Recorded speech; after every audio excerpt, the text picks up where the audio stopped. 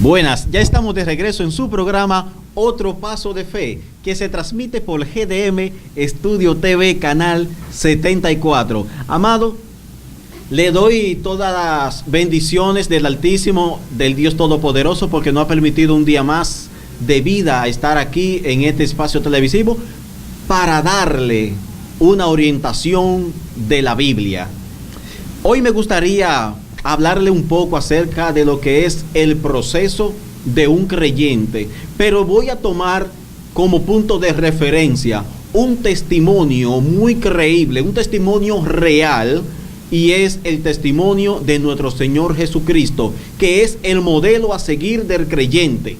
Todo creyente tiene que guiarse de la enseñanza, de la doctrina y de la vida relacionada con el Maestro, nuestro Señor Jesucristo.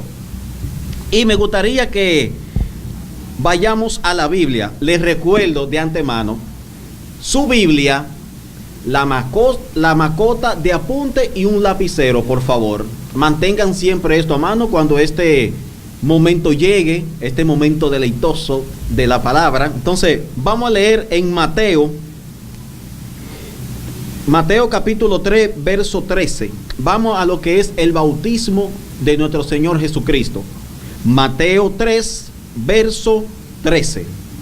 Y leemos la misma bajo la comunión del Padre, en el nombre poderoso de nuestro Señor Jesucristo, con la guianza de su Santo Espíritu. Entonces vino Jesús, yo espero que ya lo hayan tenido. Mateo 3, verso 13.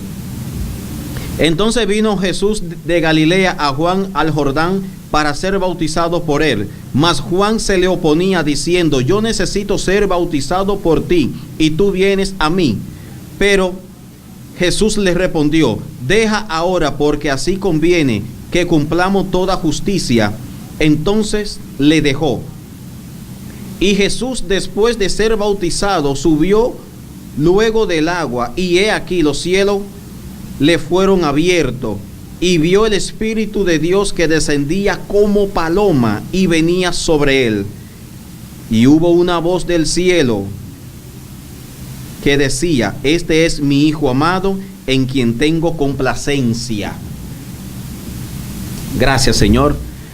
Amados, si nos damos cuenta desde el nacimiento hasta lo que es la resurrección de Jesús, o mejor dicho, hasta la crucifixión, todo fue un proceso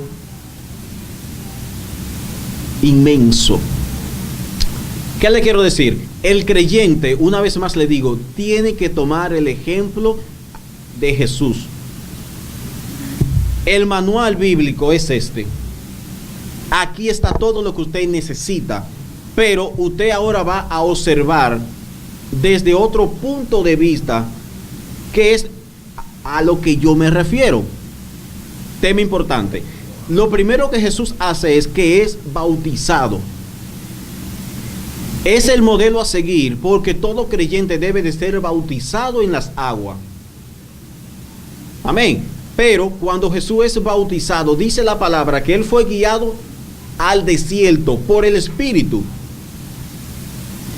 Pero cuando él va al desierto por el Espíritu, Jesús empieza a ser procesado. Y después de 40 días y 40 noches, se le aparece el tentador, porque Jesús tuvo hambre. Y es normal, porque Jesús vino a nosotros como hombre para hacernos entender a nosotros que así como Él lo hizo, nosotros también lo vamos a hacer en su nombre. Pero Él es el modelo que nosotros debemos de guiarnos. Jesús va al desierto por el Espíritu por 40 días y 40 noches. Y luego se le aparece el tentador. Y ya usted sabe de qué forma Jesús fue tentado, pero Jesús fue al desierto guiado por el Espíritu, pero cuando viene del desierto, viene ahora en el poder del Espíritu. Y ahí empieza ya lo que es su misión como maestro, o no como maestro, sino ahí es que él empieza su camino Ahí es que él empieza a mostrarse y a mostrarle a los demás la maravilla de Dios y mostrarse él como hijo de Dios, como salvador del mundo, mediador del cielo a la tierra. No hay otro mediador dado a los hombres que no sea Jesucristo, el Señor nuestro. No hay otro puente, no hay otro acceso que no sea por medio de Jesucristo. No hay otra salvación que no sea a través de Jesucristo. No se obtiene la vida eterna si no es por medio de Jesucristo. Es decir, Jesucristo es todo en nuestra vida. Por eso fue que Él descendió desde el cielo para morir por nosotros, para que nosotros podamos tener acceso al cielo. Él es el pan de vida que ha descendido desde el cielo para darnos vida en abundancia. Él se vino a dar a sí mismo en propiciación por nuestras rebeliones, por nuestro pecado, para que nuestros pecados sean borrados. Y no importaba el color de nuestro pecado, y ahora viene siendo totalmente blanco, totalmente limpio, no importa la condición que usted tenía anteriormente. Es aquí que en el Señor usted es renovado y va a ser transformado. Pero esto es en el Señor Jesucristo. Cuando Jesús empieza su ministerio, registra la palabra, que él andaba de aldea en aldea, de provincia en provincia, vamos a decirlo así, predicando un nuevo evangelio, o no un nuevo evangelio, haciendo cumplir la palabra de Dios en él. ¿Qué le quiero decir? Que lo que dice la Biblia se tiene que cumplir en mí primero. Lo que yo le vengo a predicar de la palabra, no se lo vengo a predicar simple y llanamente porque yo lo haya leído. Tengo que predicárselo, tengo que enseñárselo, porque así ya se me ha instruido a mí, yo lo he vivido. Ahora le vengo a dar la experiencia que yo he obtenido a través de la palabra del Señor, la palabra revelada, o sea, la Biblia, que es el manual del creyente. La Biblia es lo que le va a enseñar a usted a través del Espíritu Santo a cómo usted debe de conducirse. La Biblia es tan clara, mi hermano, tan plena, que la Biblia te enseña modales, conducta. La Biblia te enseña a educarte, cómo debe de comer, cómo debe de vestir, cómo debe de ser tu dialecto, tu verbo. Ya la persona que tú eras antes, ya que llegaste ahora a los pies del maestro, ya no puede ser igual, ya tú no puedes vestir igual que como tú vestías anteriormente. Tu vestidura tiene que cambiar porque tú tienes que ser un modelo, tienes que ser un ejemplo del evangelio. Vamos a extrapolarnos al Viejo Testamento. ¿Cómo era la ropa sacerdotal? Si escudriñamos las escrituras, nos daríamos cuenta de cómo era la ropa sacerdotal. Un sacerdote no vestía común y corriente. Una persona a distancia podía decir, aquel es el sacerdote, porque había una diferencia entre la ropa sacerdotal a la ropa común. Jesús en un momento dado andaba entre la multitud y la mujer con el flujo de sangre va y se le asoma y toca el borde de su manto.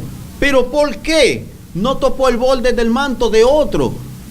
Y va específicamente y toca el borde del manto del maestro. Es porque la ropa lo identificaba. Bartimeo daba voces voceando, Jesús, Hijo de David, ten misericordia de mí. Pero cuántos años ya no acontecían de la muerte de David, y ahora con el Mesías. Su identificación, o sea, su rostro, daba de conocer que era una persona joven, comparándolo con los años de vida que ya transcurrían del tiempo de David. Y como Bartimeo le dice, Jesús, Hijo de David, ten misericordia de mí. Amados, vamos a darnos cuenta que en Jesús había algo diferente, había algo tan notorio que lo diferenciaba de él hacia los demás. Y así debemos de ser nosotros. Nosotros debemos de marcar una diferencia, que cuando nosotros lleguemos a un lugar, ese lugar sea totalmente transformado. Que así como José, cuando fue sacado del pozo, que fue vendido, José cuando llegó a la cárcel, ese lugar cambió. Ese lugar cambió de forma tal que todo lo que José tocaba y lo que hacía era prosperado, era bendecido. Donde José llegaba, todo ese contorno cambiaba. Al igual que su padre Jacob, todo lo que Jacob tocaba era bendecido. Donde quiera que Jacob estaba, ese lugar era próspero, y esa prosperidad fue hereditaria también a su hijo, que lo tuvo con Raquel, y fue el primer hijo de Raquel, a la esposa que Jacob amaba. Pero ¿qué le quiero decir? Le estoy hablando acerca de los hijos de Dios. Tanto como Jacob, José, el mismo Mesías, donde quiera que llegaba, el lugar era transformado. Pero ¿por qué no quiero hacer mucho énfasis en el cambio que daba el lugar o el contorno cuando Jesús llegaba? Como ya sabemos que es el enviado de Dios, el verbo encarnado de Dios. Entonces, vamos a seguir. Y sigamos con José. Y discúlpeme que le haga este tipo de rejuego, pero lo que quiero es que el creyente mantenga una postura como hijo de Dios, como persona que usted ha sido llamada de parte de Dios, porque usted ha sido un escogido de parte de Dios en este tiempo. Entonces, perdón, donde usted llegue, ese lugar debe de ser transformado. Usted debe de ser de bendición donde usted llegue. Usted como creyente tiene todos los privilegios del reino a su favor, conforme a la voluntad de Dios para con su vida y para el testimonio establecido en ese lugar como firmamento de la palabra de Dios en su vida. Cuando el creyente llega a un lugar, ese lugar debe de ser próspero, porque ha llegado un hijo de Dios. Y donde llega un hijo de Dios, ese lugar debe de ser bendecido. Ese lugar debe de tomar otra perspectiva, debe de tomar otro rumbo hacia la bendición. Si ese creyente llegó a ese lugar, yo tengo por seguro que si fue enviado de parte de Dios, ese lugar tiene otro nivel, está en otro estatus de gloria, está en otro nivel. Dios ha bendecido ese lugar. Amado, vamos a nuestra primera pausa comercial. No. Vamos a seguir. Vamos a desglosar un poco más. Cuando usted va a un lugar enviado por Dios, ese lugar es transformado. El creyente que llega hacia un lugar enviado de parte de Dios, ese lugar es transformado, es totalmente bendecido. No importa en el terreno que usted se encuentre, si Dios te envió, si Dios te envía a ese lugar, entonces ese lugar es totalmente transformado, es próspero, es bendecido de parte de Dios, porque Dios ha enviado a un ser humano que va a regir ese lugar conforme a la voluntad de Dios. Porque así como le dije, que cuando Jacob llegaba a un lugar, ese lugar era próspero, era bendecido. Cada vez que Jacob topaba a un animal, ese animal era bendecido, era próspero, y había una fluidez de las bendiciones de Dios en ese lugar. Y asimismo esa bendición llegó a su hijo José. José fue vendido, y cuando José llegó a la cárcel, tengo para decirle que ese lugar cambió, ese lugar fue bendecido, fue tan bendecido que Jacob llegó a ser la mano derecha del faraón. José llegó a ser el gobernador de Egipto, llegó a tener de hecho hasta el anillo que José lo que decretaba a sí mismo se hacía, porque era una máxima autoridad, y esto solamente lo hace Dios. Pero ¿cómo fue el proceso de José? José lo que recibía era maltrato de sus hermanos, tanto así que cuando José llegaba decían: ahí viene este soñador, ahí viene ya con una visión, con algo, con una ilusión. Pero ¿qué era lo que estaba pasando? Que ellos no entendían el propósito de Dios en este joven. Cuando este joven se levantaba, que empezaba a contar este sueño sin ninguna malicia, a él lo malinterpretaban. Ya José estaba, como quien dice, cayéndole mal a sus hermanos, y sus hermanos ya se estaban enseñoreando con él. Pero más sin embargo, en una también le dijo un sueño a su padre, que quizás no quería contárselo, acerca del sol, la luna y acerca de las espigas que se inclinaban ante él. Lo relajaron diciéndole: también yo, como tu padre y tu madre, debemos de reverenciarte también. Pero tanto así que Jacob amaba tanto a José que le regaló una túnica de varios colores, que esta túnica nada más la tenía él. Y cuando Jacob manda a José con sus hermanos a tierra lejana, entonces sus hermanos convocaron, hicieron un plan maligno para deshacerse de José.